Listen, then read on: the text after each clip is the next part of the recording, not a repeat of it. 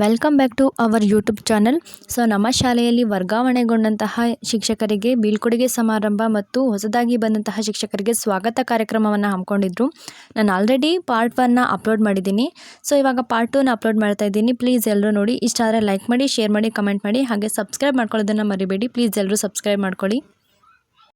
ಎಲ್ಲ ಜಿ ಕುಟುಂಬದ ಕೆಲವು ಶಿಕ್ಷಕ ಬಂಧುಗಳೇ, ಇವತ್ತಿನ ಒಂದು ಕಾರ್ಯಕ್ರಮ ಬೀಳ್ಕೊಡುಗೆ ಸಮಾರಂಭ ಅರ್ಥಪೂರ್ಣವಾಗಿದೆ. ಬಟ್ ಇವತ್ತಿನ ಬೀಳ್ಕೊಡುಗೆ ಸಮಾರಂಭದಲ್ಲಿ 3 ಜನ ಶಿಕ್ಷಕರಿಗೆ ಅಂದರೆ ಆರ್.ಕೆ. ಸರ್ ಅವರು ಅವರ ಆಯ್ಕೆ ಅವಕಾಶ ಸಿಕ್ತು, ಅದನ್ನು ಬಳಸ್ಕೊಂಡು ಮುಖ್ಯ ಶಿಕ್ಷಕರಾಗಿ ಹುದ್ದೆಯನ್ನು ಪಡ್ಕೊಂಡ್ರು. ರವಿ ಸಾರು ತಮ್ಮ ದೂರದ ಊರಿಗೆ ಹೋಗಬೇಕಾಗಿತ್ತು, ಹೋಗಿದ್ದಾರೆ. ಪರಿಮಳ ಮೇಡಮ್ ಅವ್ರಿಗೆ ಅವಶ್ಯಕತೆ ಇತ್ತು, ಮೈಸೂರು ಪ್ರಯಾಣದಲ್ಲಿ ಸ್ವಲ್ಪ ತೊಂದರೆ ಆಗ್ತಿತ್ತು. ಆದರೆ ಉಳಿದ 3 ಜನ, ನನ್ನ ಸಂಗೀತ ಮೇಡಮ್, ಮಮತಾ ಮೇಡಮ್ ಅವ್ರಿಗೆ, NSP ಮೇಡಮ್ಗೆ ಮತ್ತು ನಮ್ಮ ಹೇಮಾ ಮೇಡಮ್ ಅವರು ನಮ್ಮ ಜಿ ಕುಟುಂಬವನ್ನು ಬಿಟ್ಟೋಗ್ಲಿಕ್ಕೆ ಅವಕಾಶ ಇರಲಿಲ್ಲ. ಅದು ಏನಕ್ಕೆ ಅಷ್ಟು ದೃಢ ನಿರ್ಧಾರ ತೆಗೆದುಕೊಂಡೋ ನನಗಂತೂ ಗೊತ್ತಿಲ್ಲ. ಯಾಕಂದರೆ 2-3 ಕಿಲೋಮೀಟ್ರು 4 ಕಿಲೋಮೀಟ್ರಲ್ಲಿ ಇರ್ಬೋದು ನಮ್ಮ ಈ ಒಂದು ಜಿ ಕುಟುಂಬದಲ್ಲಿ ಇರ್ಬೋದಿತ್ತು ಅಂತ ನನ್ನ ಒಂದು ಆಶಯ. ಅದು ಒಟ್ಟು ನಿಮ್ಮ ವೈಯಕ್ತಿಕ ವಿಚಾರ.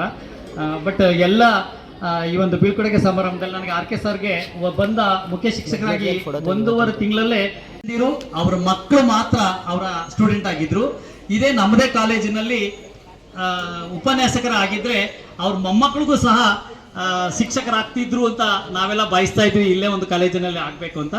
ಅದು ಅವರ ವಿಧಿ ಹಣೆ ಬರ. ಬಟ್ ಅವ್ರಿಗೆ ಮುಖ್ಯ ಶಿಕ್ಷಕರ ಆಯ್ಕೆ ಮಾಡ್ಕೊಂಡಿದ್ದಾರೆ. ತುಂಬ ತಮ್ಮ ಜೀವನ ಹರ್ಷದಾಯಕವಾಗಿರಲಿ ಸರ್. ನಿಮ್ಮ ಏನೂ ಭಯ ಪಡಬೇಡಿ. ನಿಮ್ಮೆಲ್ಲರ ಜೊತೆ ನಿಮ್ಮ ಒಂದು ಸಹಕಾರಕ್ಕೆ, ನಿಮ್ಮ ಒಂದು ಕೆಲಸ ಕಾರ್ಯಗಳಲ್ಲಿ ನಾವು ಭಾಗಿಯಾಗಿರ್ತೀವಿ ಅಂತ ವಂದನೆಗಳನ್ನು ಸಲ್ಲಿಸ್ತೀನಿ.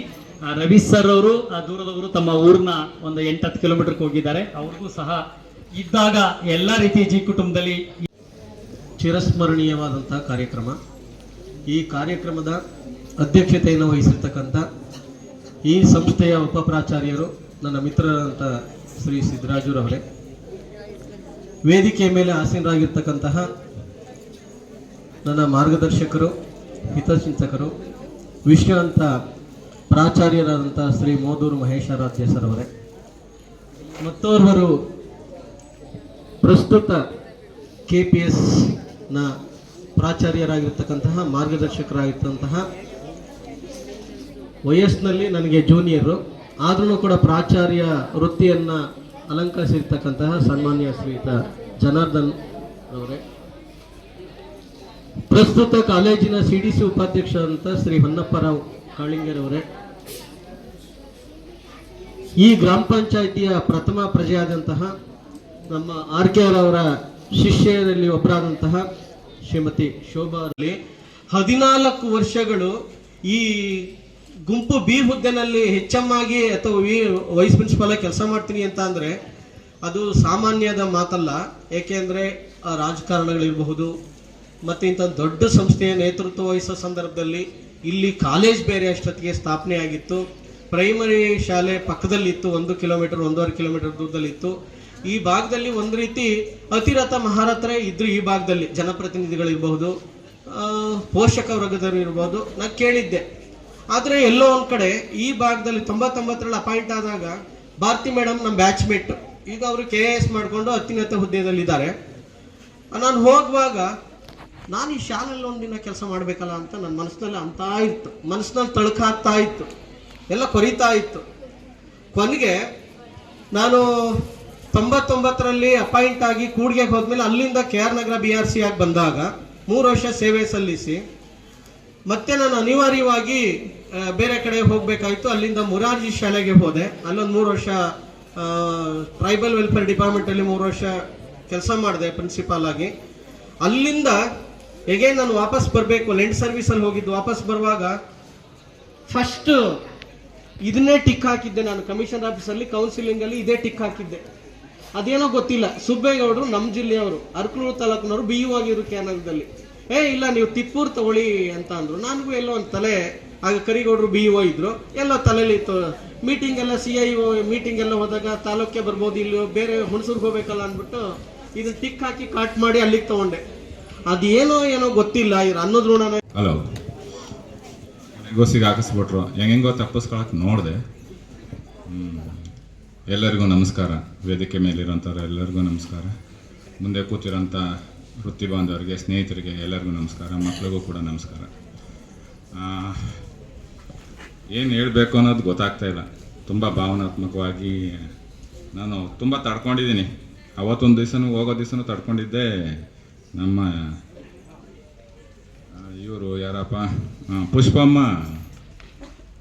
ತಡಿಲಾರ್ದಂಗೆ ಮಾಡಿಬಿಟ್ರು. ಇವತ್ತು ಎಷ್ಟೋ ತಡ್ಕೊಂಡಿದ್ದೀನಿ, ಆದರೂ ಕೂಡ ಅದು ಅಳಬಾರ್ದು ಅಂತ ಅಂದ್ಕೊಂಡೇ ಸ್ವಲ್ಪ ಧೈರ್ಯವಾಗಿ ಮಾತಾಡೋಕ್ಕೆ ನಿಂತ್ಕೊಂಡಿದ್ದೀನಿ. ಈಗ ನನ್ನ ಮಾತು ಏನಪ್ಪ ಅಂತಂದರೆ, ನಾನು ಇಲ್ಲಿ 5/6/97 ಇಸ್ವಿಯಲ್ಲಿ ಸಹಶಿಕ್ಷಕನಾಗಿ, ಗಣಿತ ಸಹಶಿಕ್ಷಕನಾಗಿ ಇಲ್ಲಿಗೆ ಬಂದಾಗ, ಮೊದಲಿಗೆ ಅದಕ್ಕೆ ಪೂರ್ವವಾಗಿ ಹೇಳಬೇಕು ಅಂತಂದರೆ, ನನಗೆ ಟೀಚರ್ ಕೆಲಸ ತುಂಬ ವಿರುದ್ಧವಾಗಿದ್ದಂಥದ್ದು, ನನಗೆ ಇಷ್ಟವಾಗಿಲ್ಲದೆ ಇರೋಂಥ ಕೆಲಸ.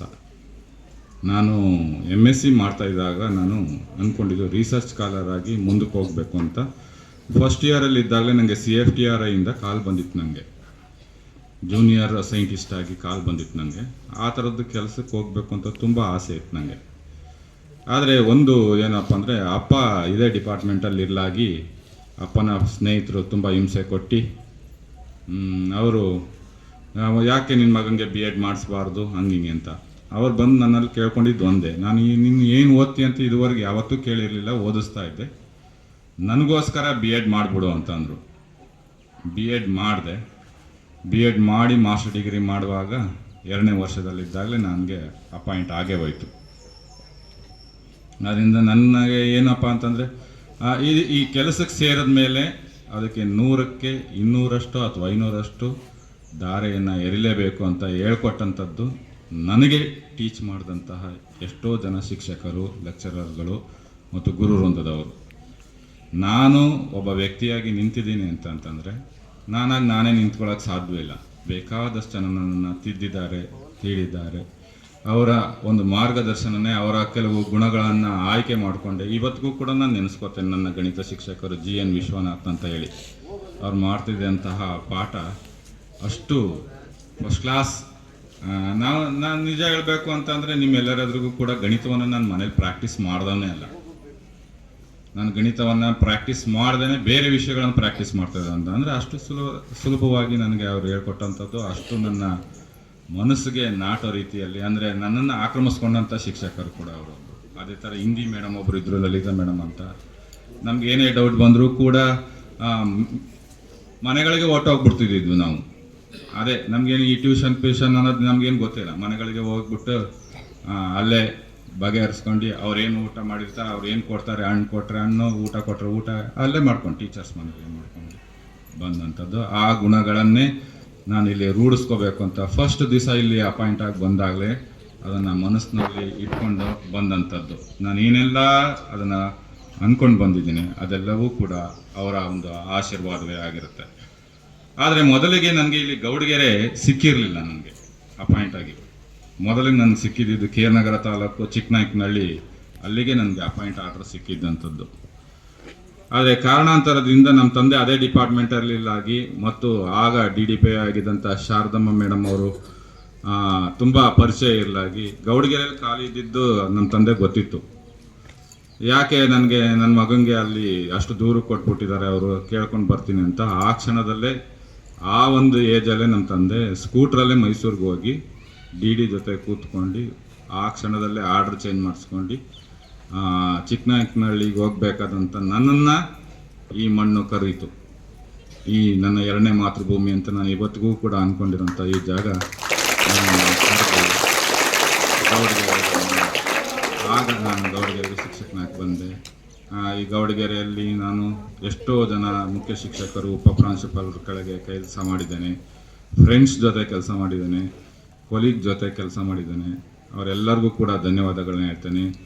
ಮೊದಲಿಗೆ ಧನ್ಯವಾದ ಹೇಳಬೇಕಾಗಿರೋದು ಈ ಗ್ರಾಮಸ್ಥರಾಗೆ, ಗ್ರಾಮ ಜನಕ್ಕೆ.